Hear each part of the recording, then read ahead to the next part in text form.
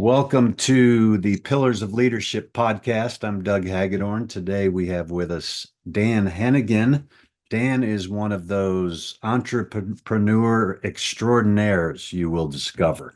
He has done startups and spin-offs and been CEO and co-founder of different businesses, VP of marketing sales. He's got a great BD background, a president, a farm to fork restaurant. That sounded like a great experience. And then he spent time at UNC Chapel Hill and Georgetown Prep. So welcome, Dan. Doug, how are you? It's a pleasure to be with you today.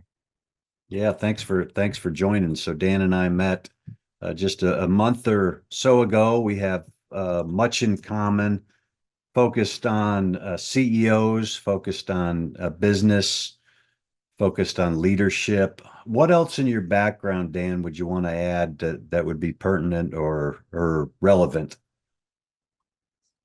Well, I grew up the oldest of five boys in a family. So you're sort of when you're the first the first in line, right away you start learning how to take care of your brothers, or at least the mom and dad started delegating some things to me.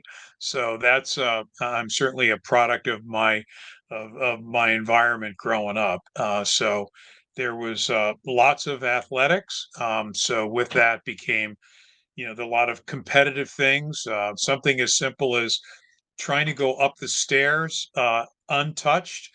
Somebody would hear a brother begin to go up a set of stairs and would race to see if he could be touched before he got to the top stair. So when you grow up in that environment, it's sort of like game. Life is a game, Yeah. and you want to do your best to be prepared to try to win the game. So that's just again a personal experience. Do they still, because I was the oldest and so I did a lot of teasing. And so do they still talk to you, your Oh siblings? yeah. Oh yeah, most definitely. Yeah, we keep in touch quite a bit. We're going through niece wedding season right now, where we had two of my brother's daughters got married, one in New Orleans, one in Atlanta. And then another one of the brothers unfortunately had a first marriage that didn't work out, but he remarried this past summer. So yeah, I think I've seen my brothers at least quarterly for the last year, but they're stretched out. We got two out in California, and then a couple up in the Maryland area, and then my dad's down in Florida. So we figure out a way to get together, on somewhat of a bi-monthly or quarterly basis. That's great. You and I were talking about the potential topic here, and you deal with CEOs quite a bit, and I'd like to hear in what capacity and what role you play there. And then we talked about what topic we should cover, and we settled on servant leadership. So kind of like to understand the why you think that's important for the group of people that you lead and spend a lot of time with, and what brought you to that, and what do you do, and how long have you been doing it? Gotcha. Yeah, a lot of different questions there. So I'd say that the backdrop might be that um, having again being in leadership roles. When I look back, on things I've done in my life, there's always been some things that, for some reason, I got picked to lead things, and so um, to that end, again, growing up as the oldest of five, I would say that probably the thing that was most important to me was just not being a leader that was in control and then just driving people based on my vision. So I think for some reason the Lord wired me to have some degree of empathy, even though I didn't come to saving faith until I was probably in my early 40s. So the idea that Christ, in his leadership style, his compassion and his empathy and his servant approach, it was not something that I necessarily, aspired to, because I really didn't have the Right. kind of faith that had me focused on that. But I would say that when I think about the startups and the things that I've led, the Lord has blessed me with empathy, but also with a lot of energy. And I think that anytime you're leading, you really you lead by example. And I think that that's what, again, what Christ did, is his example was compelling in a way that was contrarian to the leaders that were holding it over the rank and file in Israel at the time. So I'd say that on the leadership side, my desire to go from being with startup companies or a for-profit company now to move into the C12 forums, which I was part of a C12 group in Wilmington, North Carolina, when I was doing a startup, a telehealth company back in 2017 through 2000, I guess 21. um, and it was just wonderful to be around the table with other CEOs and have conversations. And so that was really my first experience of a roundtable. And then subsequent to the decision to then transition to a new CEO with a company that I started, and actually I have still have all of my equity in that company, because the venture capital firms we know are going to grow the company for an exit at some point. The C12 chair that I had in Wilmington said, "Hey, have you ever thought about being a chair for a C12 forum?" And so it was intriguing to me. My wife and I, we prayed about it, and then the location opportunity was in Richmond. So to your question about what is it I'm doing now, so I'm reaching out to CEOs and identifying whether or not they have a desire to consider that their business is really something that the Lord has given them stewardship over, and to that end, they will be accountable, for how they steward that business. And when you talk to people about, did you think that God owns your business? I'd say 9 out of 10 people don't think God owns their business. They think they own their business, which Mhm. I can appreciate, because before I came to Saving Faith, that's what I felt. So I empathetically, I understand where people are with that. But if there are people that are interested in learning more about how is it that they can really build their businesses to support whatever their goals are, but also to do so for a greater purpose, then I think it would be a wonderful thing to come alongside them and support them, give them access to resources that C12 has. But more importantly, create an environment around the table where it's not about me, the chair.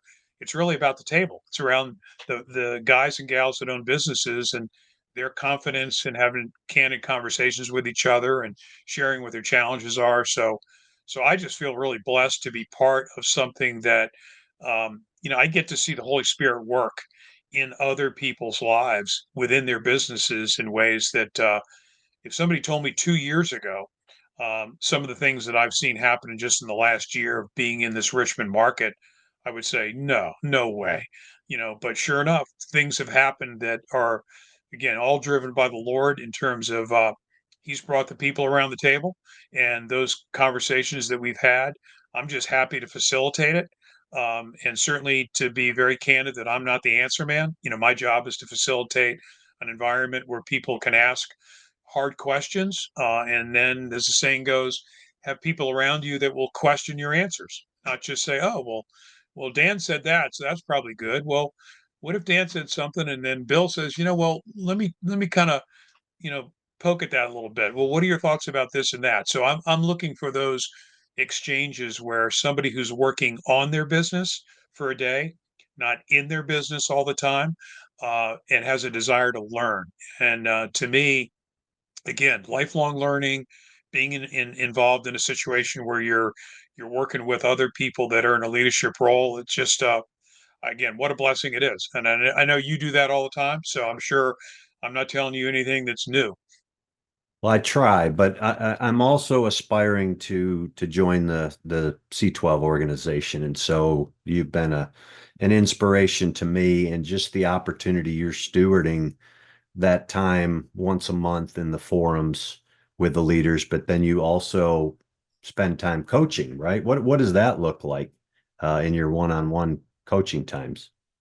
Yeah, it's interesting. The way C12's format works is that each of those members that are around the table then have a dedicated, as you said, we call it a focus 60, but the bottom line is it really rolls to 90 minutes, where by definition, the agenda for those one-on-ones is really the members' agenda. So when we get together once a month, the curriculum that C12 has prepared, that's really our agenda to lay out for those. And that's part of our requirements is that we deliver that content. So we're like a waiter in a restaurant, and that we don't stand around and tell everybody what we like to eat, when they go to order. Our job is to move the food from the kitchen to the table. I think, as John MacArthur says, that's my job as an expository preacher. I want to get out of the way. I want the Lord's word to be delivered to people, and then allow them to enjoy it. And so the one-on-ones allow me to say to a member, so we got together this past month. Were there things about the forum, that intrigued you, or some things that are actionable? And then once we kind of sort through, was there anything about that they either had questions about, or they've got it on their to-do list? And then the agenda is really, it's an open-ended agenda. Well, how are you doing? What is it that's on your mind right now? What is it you're either perplexed by, or things that you'd like some prayer about, or do you need some resource connecting? So the goal really is to seek to understand Mm, what's on the CEO's mind. And the CEO may have on his or her mind nothing to do with business. It could be that they've just brought their oldest to a college, and the kid's having a rough go. And so that rough go is distracting that person, for all the right reasons, from their business. So it could have nothing to do with work, and everything to do with a personal situation. It could be that their walk with the Lord is something that they struggle with. I mean, I know that I was shocked during my C12 period in Wilmington, is that just around the table, we had probably 14 people at our table. And I was amazed at, just around the table, the number of people through COVID and then into 21 were still not back in a biblical community. They were still running their lives through a Zoom session on Sunday. So mhm. right away, that isolation is something that is an important thing to have a conversation about. Do you have biblical community? Do you see your forum roundtable? Is that your biblical community? Because if it is, that's you got the Yeah. ladder against the wrong building. I mean, you should be under teaching. You should be under people that can hold you accountable for things that may not be things that equal business. And so I just find that those one-on-ones, as you know, it's not about trying to fix somebody. The goal is to seek to understand what is it they're having some trouble with, and the extent to which we can tease out, well, is it a process problem? Is it a people problem? Is it a project problem? You can boil a lot of the issues down into probably a couple, three different things, and then just discover what is it that the person's struggling with in terms of trying to either address the problem, or um, is it something that, again, they really need some help on. And then to my view, I haven't cornered the market on anything. So, for me to say, oh, if you're trying to train up a new sales exec who is a sales guy or gal, then hey, I know a couple people that you can connect with, and you can meet with them, and maybe they'll be helpful in terms of helping you train that person. So I kind of see myself almost as a conduit, a Mhm. conduit of God's grace and mercy. Certainly a conduit if there's anything applicable from some situations where, I've made mistakes, and just share with that person my mistakes. Or if there are people that I know, I can, again, provide access to them. So that's kind of how I look at it. Yeah, it's great. It's impressive. It's really two disparate skill sets. On one hand, you're facilitating, and sometimes those may be strong personalities. Sometimes you may be trying to pull information out of CEOs. So there's that piece of it, and then there's also the skill set of, like you said, active listening and coaching and engaging and challenging. So it's a great model. I've been very impressed. I look forward to starting my own practice there in Virginia Beach, and you've been a great help already. So you answered all 52 of my questions. It was amazing. The one I want to segue towards is servant leadership. So you mentioned the C12 curriculum, and it's very impressive. It's an MBA level curriculum, and there's even credits and a relationship with Regent University there in Virginia Beach. So I was really impressed by the content. And so when you talked about servant leadership, I went back through my PhD curriculum and PowerPoint slides, which I have hundreds of. And I wanted to just kind of share with folks where servant leadership fit. Obviously, you could say, it goes way back to 2025 years ago, and Jesus was the ultimate servant leader, which a lot of us in faith-based communities would agree with. But what you'll see the last really half a century is a shift from leader-centric theories and practice along the top. The great man theory being, that Mr. and Mrs. Charismatic, and one person fixed everything. And then you had Frederick Taylor's scientific management, where it was data and time and management studies. And then you had behavioral skills and um, modern management, looking at metrics and KPIs. And then, of course, strategy and strategic leadership. A lot of those are leader centric and leader dominated, even vision being established by the leader. When you look at followership, there was some of that with different styles and behaviors. You'd have a leader who was a great collaborator or team based or participative, but it was few and far between. And so most of the research, the large green balls, were where the leadership research has taken place. And so you'll see this. I just wanted to point out on the bottom right here is kind of where we are. And a lot of this is focused on the spiritual side. Followership is brand new, just out in the last 20 years. Some of my favorite research and books are on the art of followership and what that means, and a shared based collaborative participative leadership approach. And so it's getting buy-in and having shared values and shared vision. Where that happens, and the follower has quite a role. But you'll see not a lot of research there. On several of my recent podcasts, I've had the most influential researchers in that area. So it's an exciting area. But you'll see servant leadership here, which Robert Greenleaf started to chat about, really in a non-spiritual mindset approach. And then a lot of faith-based approaches. Henry Blackaby and others have talked about spiritual leadership and other ways to incorporate that style. So a long-winded way to introduce servant leadership. But why, Dan, do you think it's important today in what you see and what you've seen in your CEO experiences and founding businesses, and then dealing with CEOs and executive leaders today? Why is it critical? Well, I think that probably, and again, I think C12 did a nice job of covering it, is that I would suggest that we're at an interesting time in our, let's say, our business, let's say business opportunity evolution, in that when you look at the workforce that we now have available to achieve whatever product or service goals that a business has, there is a diversity in the workforce that is, I think it's unique to our time. And when I think about my dad, okay, who, and he was that, born in 1932.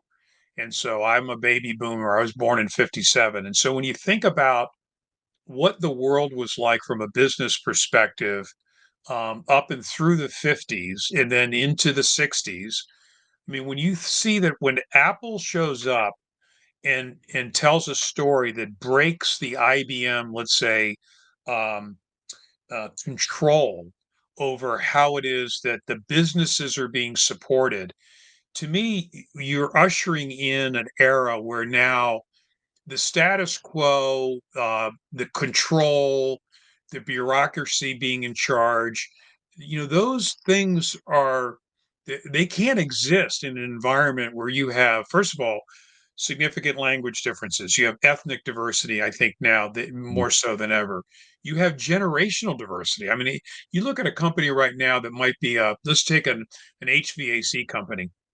You might have people who are owning it and running it that are baby boomers, and you have people that are training and how to do on-site work that are that are millennials, Right. Generation Z. And, So you yep. have a diversity of a workforce that for the guy or gal who's in charge to have a style that's more autocratic or a little or less servant like, you're not gonna attract a lot of people to work for you. Number one.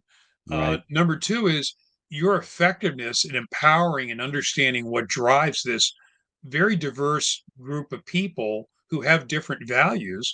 Um, I think it's again, I almost think it's a requirement. I mean, for example, let's take something as simple as how much did we grow up with? If you were with a company that was large enough, and HR would always say, "Oh, it's time to do annual reviews." Right. And normally the management team would tell everybody this is when the annual review is. And then as the annual review got closer and closer, the management team would scramble to actually do something that when you did meet with that person for that annual review, there would actually be something substantive to talk about. Okay. Yeah. And people would normally kick the can down the road or whatever.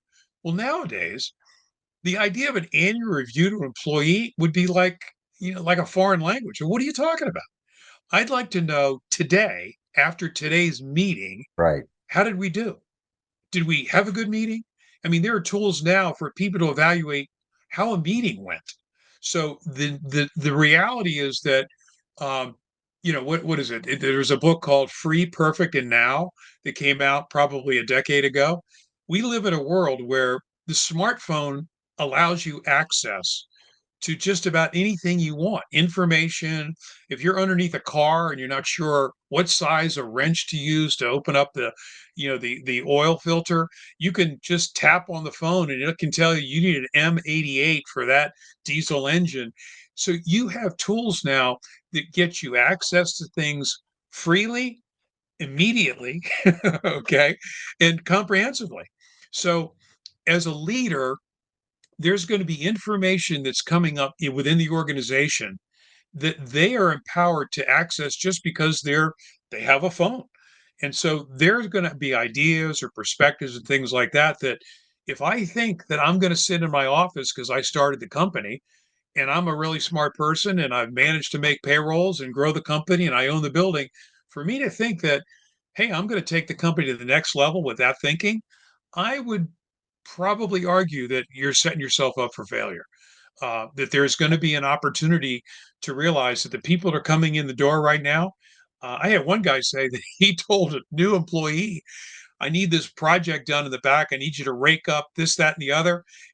And he goes back out there. The guy's looking on his smartphone and he goes, what are you looking for? He goes, I don't know what a rake is. and, and the guy was like, you don't know what a rake is?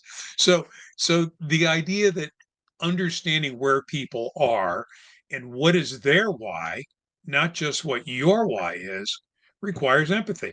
And so I think that there are more whys now that are different, maybe, or that people have different perspectives. And so I just think it just makes a lot of sense that that would be where the market would begin moving towards. So again, just a pedestrian view of, calling that, let's say that current trend. Yeah. I No, love it's your research, by the way. I like the way you did the Google searching on this content as a way to filter out, what is it that people are looking to access information about. That's a pretty cool way of at least evaluating where the concentrated interest is. yeah, and most people haven't even heard of followership, and it's a burgeoning research area. I'm in contact with Dr. Reggio out in California, and we may be doing some research together on it, but it's a 180 shift. You talked about power and control, and it is not that at all. It is really as James McGregor Burns said, a reciprocal symbiotic relationship. It's a win-win. And it's really when you talk about scripture, Philippians 2:3 says, in humility, valuing others above yourself. So maybe I'm not the smartest guy in the room, or maybe I need to get some input on how to develop a communication plan or how to develop some training from experts that aren't named me. Yep. And Jesus himself in Philippians 2 made himself nothing by taking the very nature of a servant, and he humbled himself to the point of dying on a cross. And so the ultimate example of servant leadership, you and I talked about before we got on what servant leadership was, and I'd like to hear your definition while I pull up this acrostic that I put together. How would you define, or what would the attributes be of a servant leader? What are those employees looking for? You mentioned empathy is a really good one. Any other things that you've seen that are valued by employees or bring results? Well, I think that, there's an argument that, how willing are you to um, not hide behind busy and to be present to people? And so, I mean, empathy certainly, I think, would be an extension of that. You can't be empathetic with somebody if you don't if you haven't taken the time. And I think that's probably why I reference that as a key one, because Yeah. we are in a world where, now you get notifications, your phone's dinging left and right, and you're just controlling your daily habits so that the phone doesn't drive your response. Um, Means that you've decided you're going to schedule time with people. So I think that being able to ask those open-ended questions, I think other servant leadership also, I think, requires agility. So Mhm. your ability to say that, you know, it's like a quarterback. You go to the line of scrimmage, and if you call the play in the huddle and you look and the things are different that you're looking at, if you say, well, this play works, we're just going to run with it, rather than saying, okay, what I'm seeing is the situation's different. I need to be comfortable with being able to see new information and then make a different decision.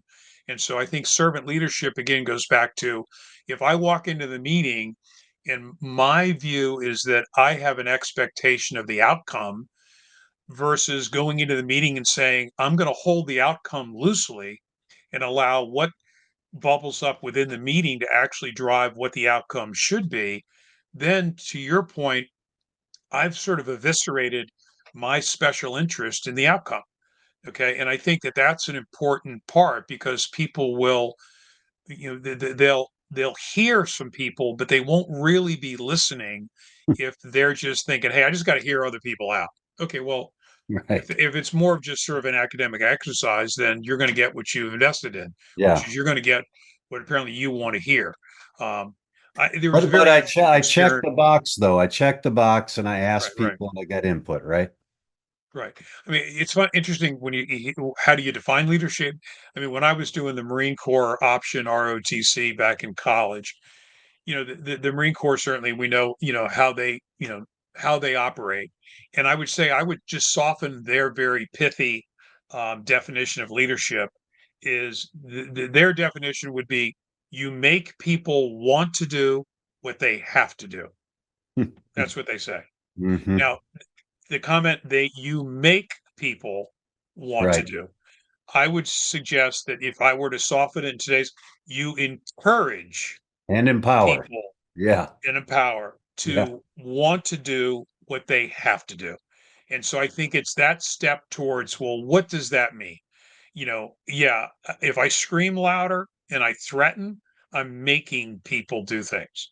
Okay. If I'm encouraging and empowering, that actually takes more time. That actually takes more thought. And if people want to just be busy, hey, I'm busy, then it's easier just to say, hey, do it my way. End of story. Yeah. Um, but to your point, I think that moving in the direction of saying, okay, well, if we're going to build a group of people that really want to follow you, then what is it about the vision casting that you've done that is aspirational, but at the same time gives room for people to be part of the journey, not feel like they're just being used by you to get to the journey. And I think that that's a sort of a key distinction is that going back to, are people feeling like they're being heard? Do people feel like they belong in a group of people. There's a common esprit de corps around whatever the objective is. Um, I mean, I think that that's why you see the entrepreneurial operating system (EOS) from the book Traction, has really made a move in the last 5 years, primarily because it's all about having buy-in throughout the organization on what the goals are, and then distributing accountability for what those individual things are. And I think that that's key, because if there's a sense of ownership, what's the old joke? Nobody ever washed a rental car, okay? Because you don't own it. You just drive it and deliver it and drop it off. But if you are seeking to actually take care of something, it's probably because you have a sense of ownership, and I think that, when I look at organizations that move towards either some sort of a stock arrangement, be it phantom stock or be it a, full-blooded, ESOP, when I see an organization that's begun to recognize that the people that are part of the team are also part owners. Again, you probably have already done the research, but I would be willing to probably just bet that if you looked at 100 ESOP companies, and then you looked at 100 companies that were similar size and maybe employee population that were non-ESOP, I wouldn't be surprised if the ESOP companies grew faster and were more profitable. Hmm. Just again, this is just I'm Yeah. spitballing here on that, because there's a sense that, hey, we're all in this together. Right. And I think that that's a key thing from a leadership perspective, is that that's the approach that we have to take. Yeah, and was it Jim Collins, I think, who wrote about that in Good to Great, and he had some pretty detailed data on and talked a lot about having the right people on the bus, and but he also talked about servant leadership and authenticity and being real and transparent with people. And though the results are there, and the research does show that, and that investment does pay off, but like you said, it does take longer up front. But if you invest up front to do that, you're not having to recorrect or try to get buy-in down the road, or that the eyes aren't rolling when you talk about our mission or vision, because they did have some skin in the game. So I I, had I, some skin in the game. I think you Yeah, I nailed had my daughter just left a firm in Richmond. She was recruited by another firm that's growing, but that company's the firm that she's been recruited by has been growing for a while. And the person in charge is I would say he's he's been the vision caster for the business, but it was a little bit disconcerting to hear from her. She said, Dad, I was in there for 2 weeks and I was asked, I'm heading up all the presentation design work for the company, and the CEO was going to be at an investor conference, this, that, and the other. And she said, I'm not even there 5 days. I've just got my desk, and all of a sudden they want this deck and this, that, and the other. She goes, and I put this whole thing together. And she said, the bottom line is that he just decided he wanted to use what he put together himself.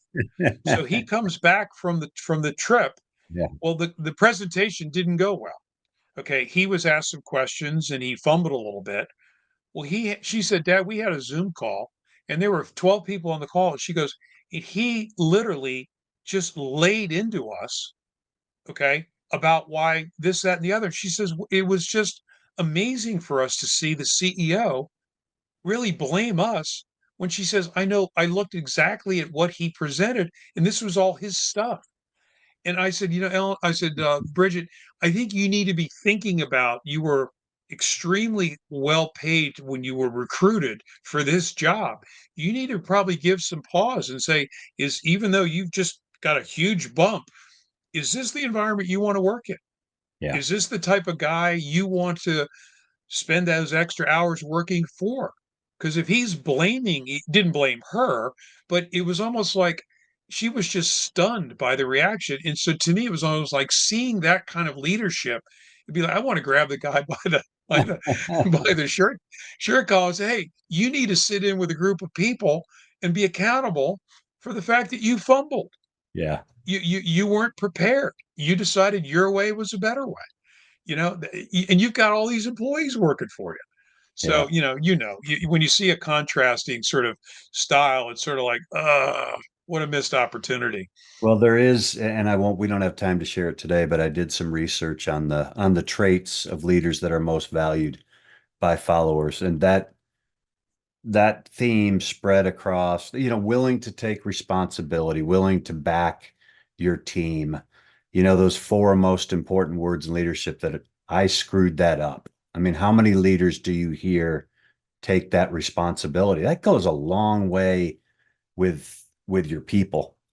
So I wanted to talk, just dive a little deeper in our last segment here on servant leadership and what it is. You nailed it really in your definition, but if you ask 20 different people, you'd get 20 different answers. A lot of people view servant leadership as a doormat philosophy, meaning you're weak and your soft skills strength is great, but you're not results oriented. Well, that's none of that's factual. You can be a servant leader and a transformational leader, which we didn't talk about, be results focused. It's how you get those results. So I put together this little simple acrostic based on the experts in servant leadership, Larry Spears and Robert Greenleaf, and then James McGregor Burns, and then I looked at some more recent um, research and material by Henry and Richard Blackaby. I had him on my podcast. And then you mentioned Jesus on leadership, Lead Like Jesus. There's another book. And then, of course, I looked at the Bible. So five areas here: serving others, the obvious, the loving, the caring, the nurturing. Some of us aren't built that way. And so that's hard. And you might need to have help with somebody manage a birthday calendar or have a potluck or um, I developed a simple reward and recognition program with the help of people who had a passion to do that, a recognition coin, a thank you banquet, those type of things and serving. And one of the greatest things that leads to job satisfaction is creating a culture environment where people have purpose and meaning in their jobs. And so those are just some areas on serving. Any practical thoughts come to mind, Dan, or things you've seen not work, or any thoughts? Well, I think you hit on a good point there, which is that the leader's ability to, I mean, certainly to say, yeah, I made a mistake or I screwed up, certainly, but a leader's ability to also recognize that a lot of leadership is hiring the right people Hmm. and then enabling them to be successful. So to your point about if you're looking at different programs that support encouragement, awards, thank yous, and if that's not innately the type of a skill that a person has, for that leader to recognize that and Yeah. say that in my organization, there is going to be somebody that is really how they're wired.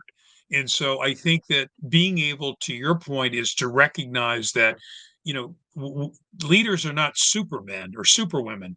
They Mhm. are extremely talented and they have lots of attributes that people would, let's say, may they, lead people to want to follow them, but they haven't like checked all the boxes in terms of capabilities and skills. And so I think the key thing is to I be part of organizations that do distribute um, these responsibilities among others that are on the team.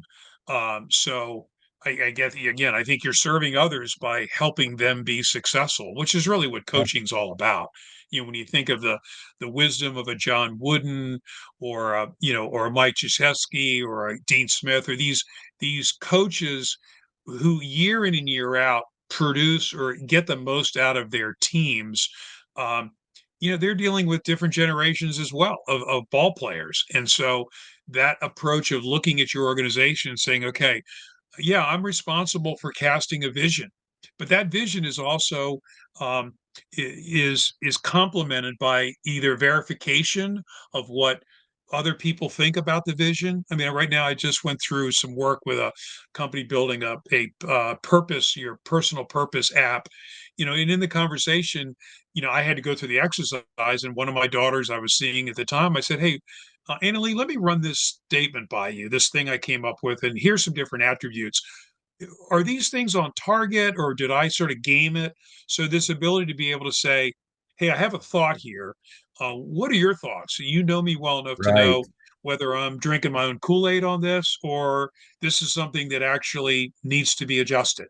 So that you're I think this is great. I mean, I would love to, if you don't mind, at some point to use this tool as we work with what I call the Yeah. solopreneurs that have a more of a faith-driven perspective, because I think that this would be a very important thing for them to look at, and then also to think about as they're building their teams, how is it that they would put clothes on empowerment, given Right. whatever it is they're trying to do, or how is it that if they were going to look at relationship building, what would be steps that they would take? And just have them thinking about this. And yeah, you can't boil the ocean, you can't do Yeah. it all. But if you No. at least pick a couple things and say, hey, here's an area that I'm naturally gifted in, but here's an area I'm not. And I really need to start paying attention to that. So, I would say that, again, going back to my personal experience has been with companies that, it's been a blank sheet of paper. Hey, we're going to build something that nobody has ever had before. I never was in a business where I got involved and I was a line salesperson for a commodity product. It just, that wasn't the way I was wired. It was always like, okay, we're about to do something that hasn't been done before. So we need to figure out how to do it. And then we need to go to the market and we need to explain to the market there's a problem out there that this actually addresses, but this is unique in that nobody's addressed it that way. And so Mm. all of those component parts require lots of people involved in order to solve that problem. Right. Right. I mean, we did the farm to fork restaurant after I sold a company. We did a healthcare company back in the early 2000s. And my wife and I were in a business that she was really a gifted cook. And she said, you're on airplanes a lot. What would you thought about doing a small business startup with me? And well, one of the things we did was we went to the local Wegmans and we watched people buy gluten-free products out of the freezer, and they were paying $10, $12 for like 4 hamburger rolls. And so what we saw were people in 2009 and 10 were looking for gluten free. They people had celiacs. They didn't have food options that were non-dairy. And so when we started our business Supernatural, it was in large part because we were watching people's frustration with just going into restaurants and getting the processed foods. And so we called it Supernatural because we grew a lot of our own food on the farm that we lived on at the time. We sourced local vendors. And so people started seeing that we were trying to understand how to serve people based on what their nutritional needs were, and not just say, hey, Cisco truck shows up, we pour everything into a chafing dish, and then we put big screen TVs and we make money on alcohol. That's kind of how the restaurant business goes, right? Right. We no alcohol. We had scripture verses on the edges of the table. Then we made the tables on our own. And Nell would make 3 soups a day from scratch, celery, carrots, and so it was all about understanding what was it that the population needed. They Right. needed to eat better, but they needed to eat better and enjoy it. You know, Right. Now, so you make a great point there. The serving others is not just your employees. Obviously, it's your customers. And so right. what oftentimes leaders just don't spend enough time with their customers. And so that John 13 little graphic logo there is of foot washing. And so you look at what Jesus did, and he met a very practical need that he surely didn't have to do that. He could have hired someone to do that or outsource that.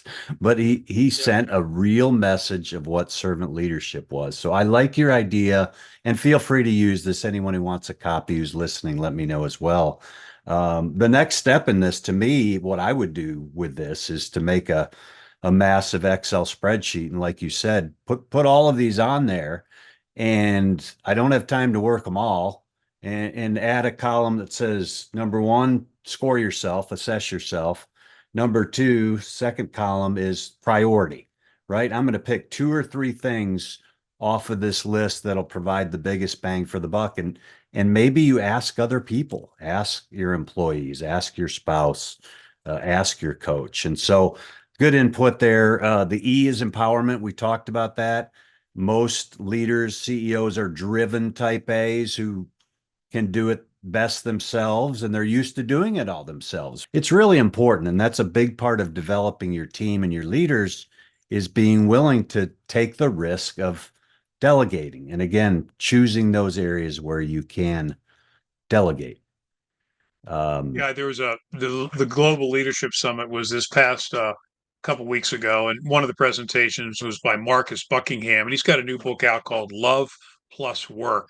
And he makes a very good point. He says, when you look at customer satisfaction on a scale of, let's say, 1 to 5, and five's being they love whatever their experience is. He said, if you look at water boils at 212 exactly, at 211 it doesn't boil. So he says the difference between customer satisfaction that's between, let's say, 2 to 4 and 5, he says that little difference, people love something at 5, but they like it at 4. hmm, So, what is it about your employees? What is it about your customers? How do they describe an experience that they love?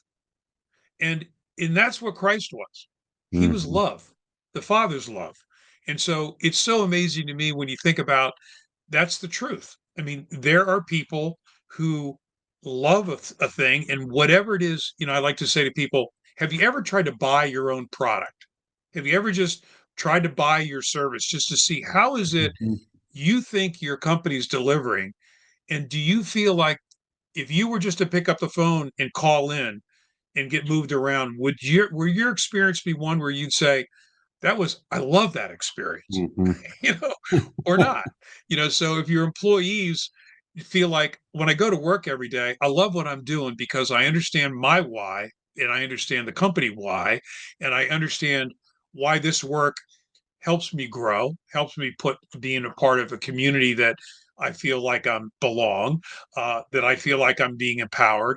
Well, those are things that equal love.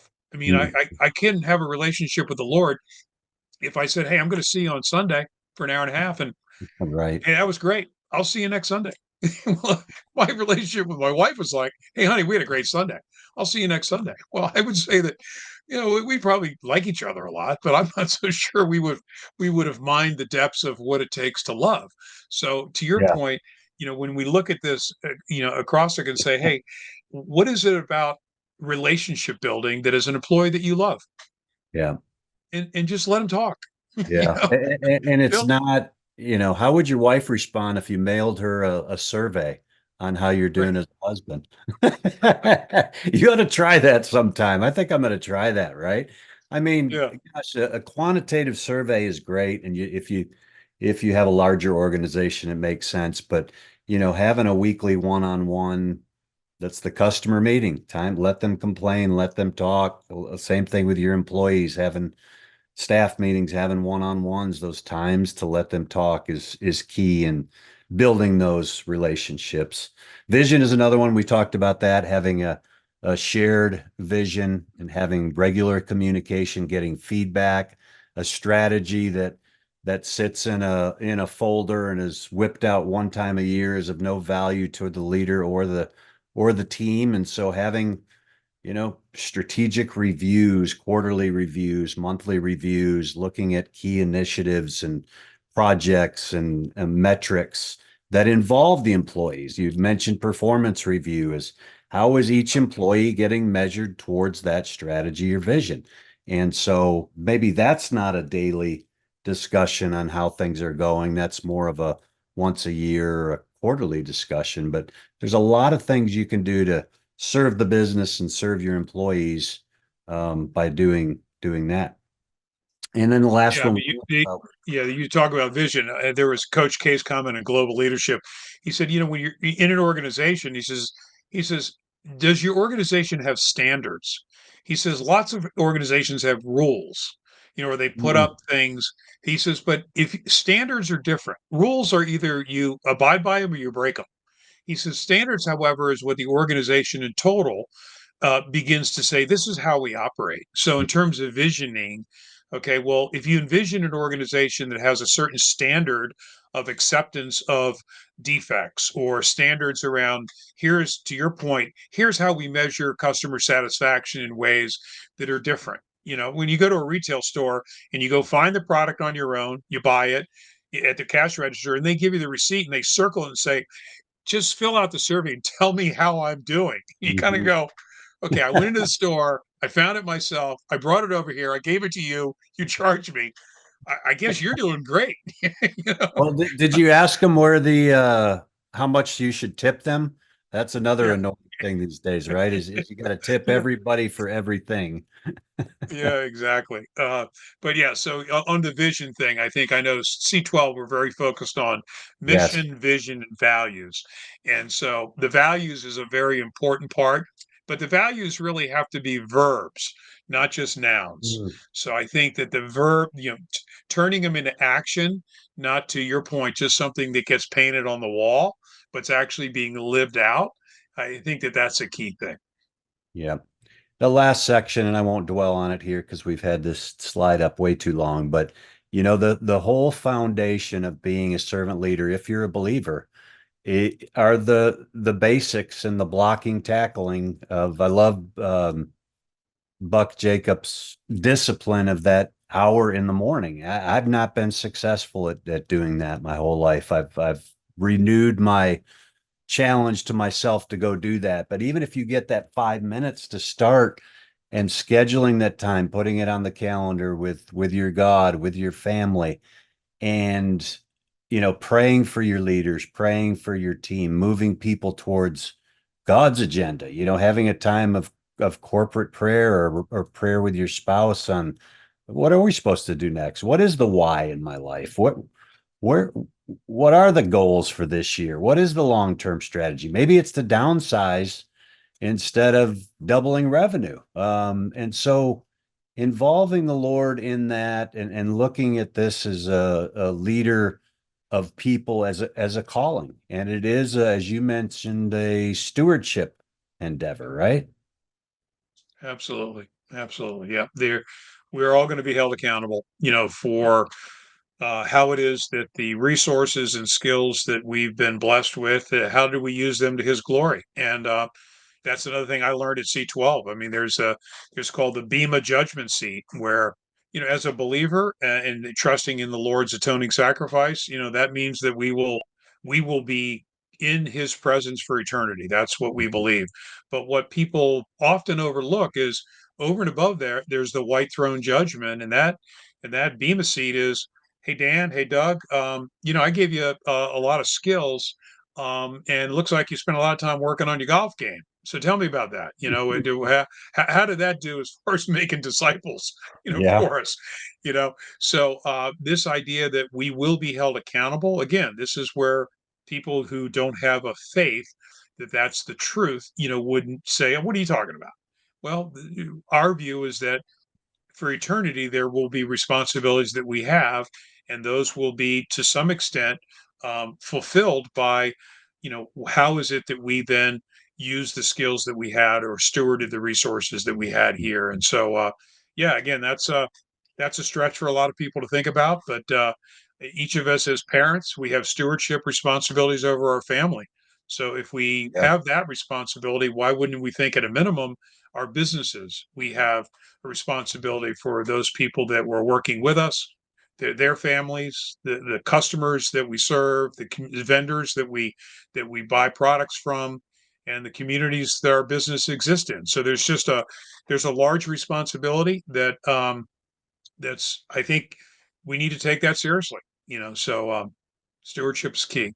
that's good. Well, I appreciate all the wisdom, Dan, and all the inspiration that you've provided to me, but also to the folks you lead and that you partner with, and that you are being faithful with the little things. And the Lord said, when you're faithful with the little things, I'll put you in charge of more. And looking at the parable of the talents, we each have a responsibility to do that. And so, what I love about C12 is that opportunity for leaders to be authentic and to surrender themselves to accountability to others. And that's not always easy, but you can't necessarily find that in your company and your direct reports. And there's certain things you can't talk to your spouse about. And so it's a great business, but it's also a great ministry that you're a part of. So thanks for the time and appreciate it.